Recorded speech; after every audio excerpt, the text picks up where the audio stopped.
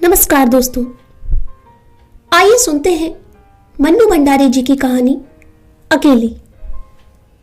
सोमा बुआ बुढ़िया है, सोमा बुआ परित्यक्ता है, सोमा बुआ अकेली है। सोमा बुआ का जवान बेटा क्या जाता रहा, उनकी जवानी चली गई। पति को पुत्र वियोग का ऐसा सदमा लगा कि वे पत्नी घर बार तजकर तीर्थवासी हुए और परिवार में कोई ऐसा सदस्य नहीं था जो उनके एकाकीपन को दूर करता।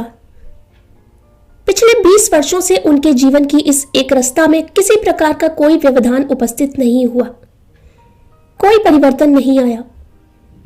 यूं हर साल 1 महीने के लिए उनके पति उनके पास आकर रहते थे, पर कभी उन्होंने पति की प्रतीक्षा नहीं की, उनकी राह में आंखें नहीं बिछाई।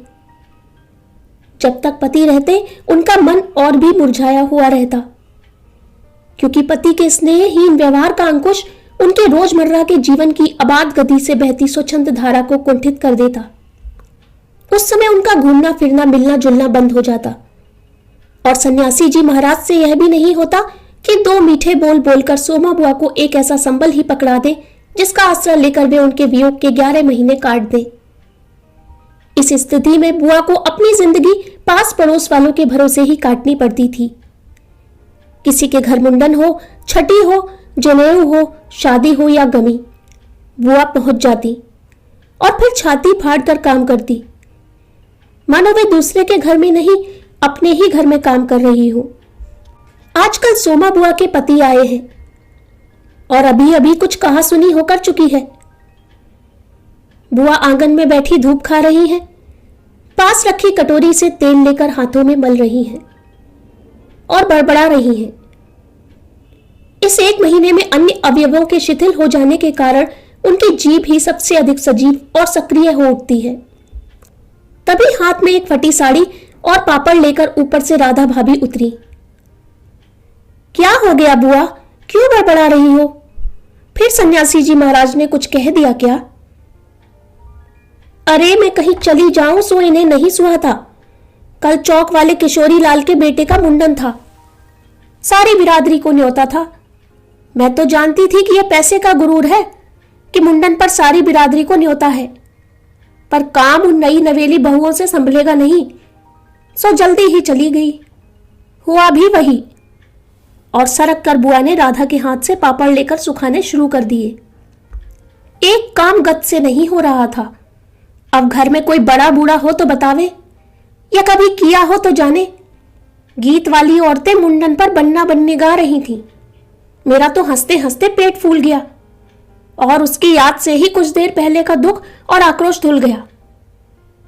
अपने स्वाभाविक रूप में वे कहने लगी, भट्टी पर देखो तो अजब तमाशा, समोसे कच्चे ही उतार दिए और इतने बना दिए कि 2 बार खिला दो, और गुलाब जामुन इतने कम कि एक पंगत में भी पूरे ना पड़े। उसी समय मैदा सान कर नए गुलाब जामुन बनाए। दोनों बहुएं और किशोरी लाल तो बेचारे इतना जस मान रहे थे कि क्या बताऊं। कहने लगे, अम्मा तुम ना होती तो आज भद्द उड़ जाती। अम्मा तुमने लाज रख ली। मैंने तो कह दिया कि अरे अपने ही काम नहीं आवेंगे तो कोई बाहर से तो आवेगा नहीं। यह तो आजकल इनकी रोटी पानी का काम रहता है, नहीं तो मैं सवेरे से ही चली आती। तो सन्यासी महाराज क्यों बिगड़ पड़े? उन्हें तुम्हारा आना जाना अच्छा नहीं लगता बुआ?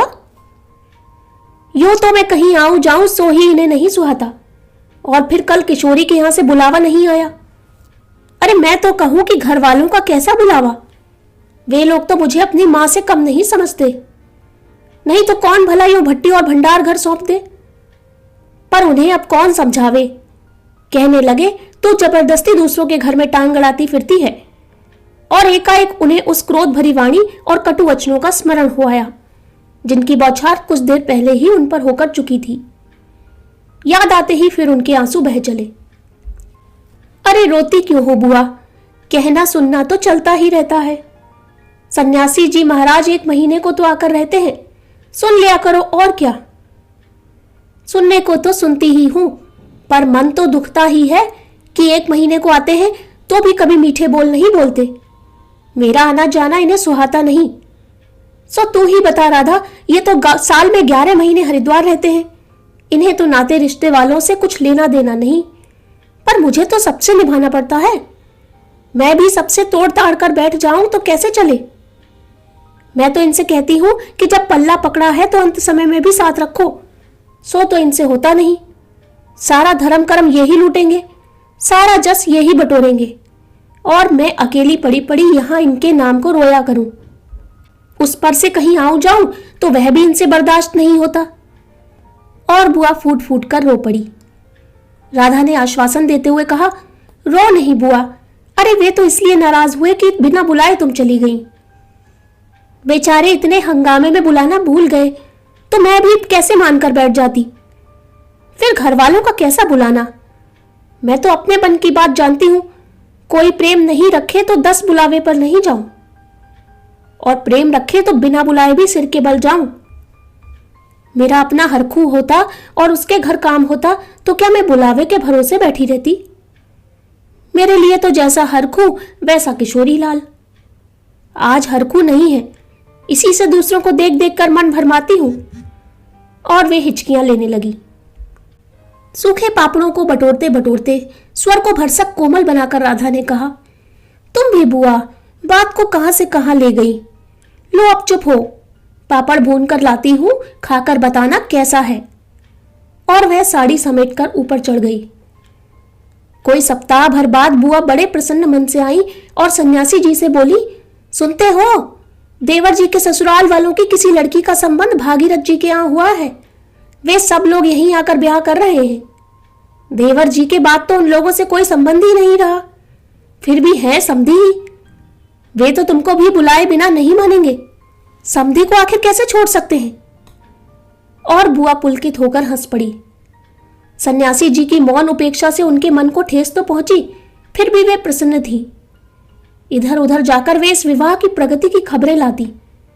आखिर एक दिन वे ये भी सुनाई कि उनके समधी यहां आ गए। जोर शोर से तैयारियां हो रही हैं। सारी बिरादरी को दावत दी जाएगी। खूब रौनक होने वाली है। दोनों ही पैसे वाले ठहरे। क्या जाने हमारे घर तो बुलावा आएगा या नहीं। देवर जी को मरे 25 बरस हो गए। उसके बाद से तो कोई संबंध ही नहीं रखा। रखे भी कौन, यह काम तो मर्दों का होता है। मैं तो मर्द वाली होकर भी बेमर्द ही की हूं। और एक ठंडी सांस उनके दिल से निकल गई। अरे वाह बुआ, तुम्हारा नाम कैसे नहीं हो सकता। तुम तो समदिन ठहरी।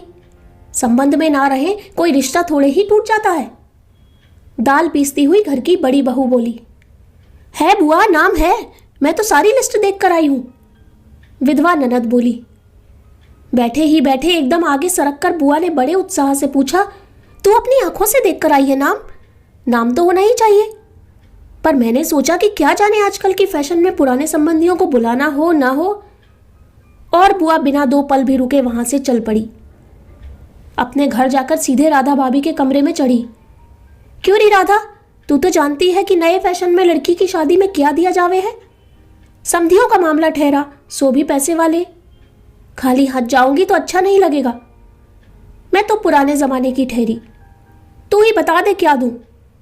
अब कुछ बनने का समय तो रहा नहीं, 2 दिन बाकी हैं, सो कुछ बना बनाया ही खरीद लाना। क्या देना चाहती हो अम्मा? जेवर, कपड़ा, श्रृंगारदान या कोई और चांदी की चीजें? मैं तो कुछ भी नहीं समझूं री। जो कुछ पास है तुझे लाकर दे देती हूं। जो तू ठीक समझे ले आना। बस भद्द नहीं उड़नी चाहिए। अच्छा देखो पहले कि कितने रुपए हैं। और वे डगमगाते कदमों से नीचे आईं। 2-3 कपड़ों की गठरियां हटाकर एक छोटा सा बक्स निकाला। बड़े जतन से उसे खोला और उसमें 7 रुपए और कुछ रेजगारी पड़ी थी और एक अंगूठी। बुआ का अनुमान था कि रुपए कुछ ज्यादा होंगे, पर जब 7 ही रुपए निकले तो सोच में पड़ गई। रईस समधियों के घर में इतने से रुपयों से तो बिंदी भी नहीं लगेगी। उनकी नजर अंगूठी पर गई। यह उनके मृत पुत्र की एकमात्र निशानी उनके पास रह गई थी। बड़े बड़े आर्थिक संकटों के समय में भी वे उस अंगूठी का मोह नहीं छोड़ सकी थी। आज भी एक बार उसे उठाते समय उनका दिल धड़क गया। फिर भी उन्होंने 5 रुपए और वे अंगूठी आंचल में बांध ली। बक्स को बंद किया और फिर ऊपर को चली। पर इस बार उनके मन का उत्साह कुछ ठंडा पड़ गया था और पैरों की गति शिथिल। राधा के पास जाकर बोली, रुपए तो नहीं निकले बहू, आए भी कहां से? मेरे कौन कमाने वाला बैठा है? उस कोठरी का किराया आता है, उसमें तो 2 समय की रोटी निकल जाती है जैसे तैसे।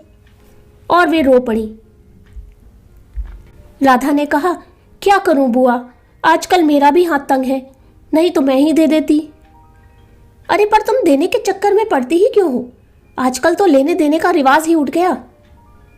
नहीं रे राधा, समधियों का मामला ठहरा।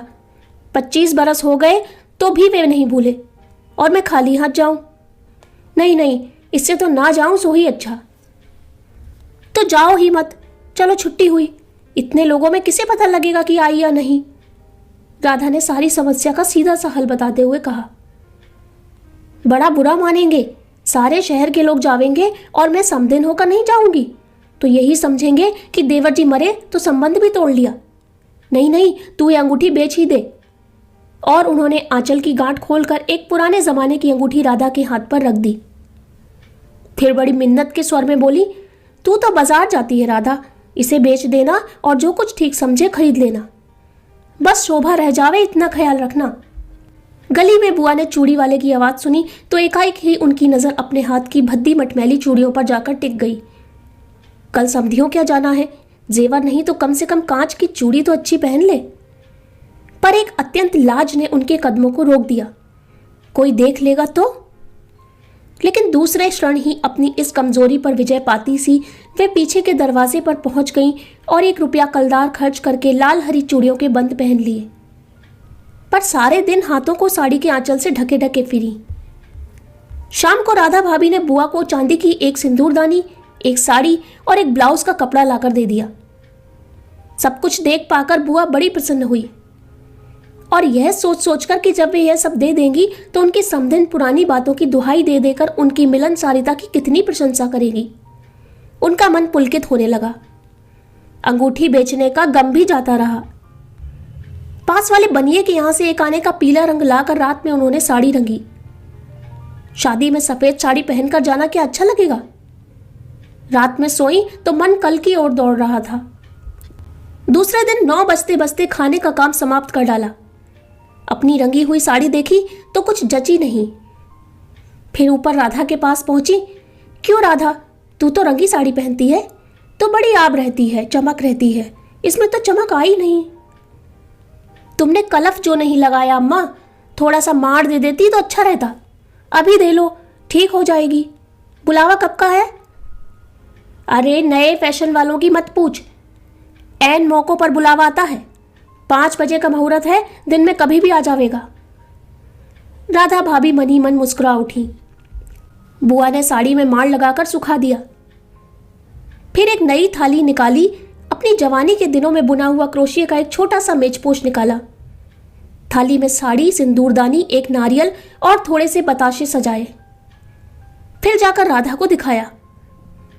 सन्यासी महाराज सवेरे से इस आयोजन को देख रहे थे और उन्होंने कल से लेकर आज तक कोई 25 बार चेतावनी दे दी थी कि यदि कोई बुलाने ना आए तो चली मत जाना, नहीं तो ठीक नहीं होगा। हर बार बुआ ने बड़े ही विश्वास के साथ कहा, मुझे क्या बावली समझ रखा है जो बिन बुलाए चली जाऊंगी। अरे वह पड़ोस वालों की नंदा अपनी आंखों से बुलावे की लिस्ट में नाम देख कर आई है, और बुलाएंगे क्यों नहीं? शहर वालों को बुलाएंगे और समधियों को नहीं बुलाएंगे क्या? 3 बजे के करीब बुआ को अनमने भाव से छत पर इधर उधर घूमते देख राधा भाभी ने आवाज लगाई, गई नहीं बुआ? एकाएक चौंकते हुए बुआ ने पूछा, कितने बज गए राधा? क्या कहा? 3? सर्दी में तो दिन का पता ही नहीं लगता, बजे 3 ही हैं और धूप सारी छत पर से ऐसे सिमट गई मानो शाम हो गई। फिर एकाएक जैसे ख्याल आया कि यह तो भाभी के प्रश्न का उत्तर नहीं हुआ। जरा ठंडे स्वर में बोली, मुहूर्त तो 5 बजे का है, जाऊंगी तो 4 तक जाऊंगी, अभी तो 3 ही बजे हैं।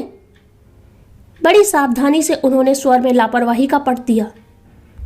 बुआ छत पर से गली में नजर फैलाए खड़ी थी। उनके पीछे ही रस्सी पर धोती फैली हुई थी जिसमें कलफ लगा था और अबरक छिड़का हुआ था। अबरक के बिखरे हुए कण रह रहकर धूप में चमक जाते थे, ठीक वैसे ही जैसे किसी को भी गली में घुसता देख बुआ का चेहरा चमक जाता था। 7 बजे के धुंधलके में राधा ने ऊपर से देखा तो छत की दीवार से सटी गली की ओर मुंह किए हुए एक छाया मूर्ति दिखाई दी। उसका मन भर आया। बिना कुछ पूछे इतना ही कहा, बुआ, सर्दी में खड़ी खड़ी यहां क्या कर रही हो? आज खाना नहीं बनेगा क्या? 7 तो बज गए। जैसे एकाएक नींद में से जागते हुए बुआ ने पूछा, क्या कहा? 7 बज गए? फिर जैसे अपने से ही बोलते हुए पूछा, पर 7 कैसे बज सकते हैं? मुहूर्त तो 5 बजे का था। और फिर एकाएक ही सारी स्थिति को समझते हुए स्वर को भरसक संयत बनाकर बोली, अरे खाने का क्या है, अभी बना लूंगी। 2 जनों का तो खाना है, क्या खाना और क्या पकाना। फिर उन्होंने सूखी साड़ी को नीचे उतारा। नीचे जाकर अच्छी तरह उसकी तह की, धीरे धीरे हाथों की चूड़ियां खोली, थाली में सजाया हुआ सारा सामान उठाया और सारी चीजें बड़े जतन से अपने एकमात्र संदूक में रख दी। और फिर बड़े ही बुझे हुए दिल से अंगीठी चलाने लगी।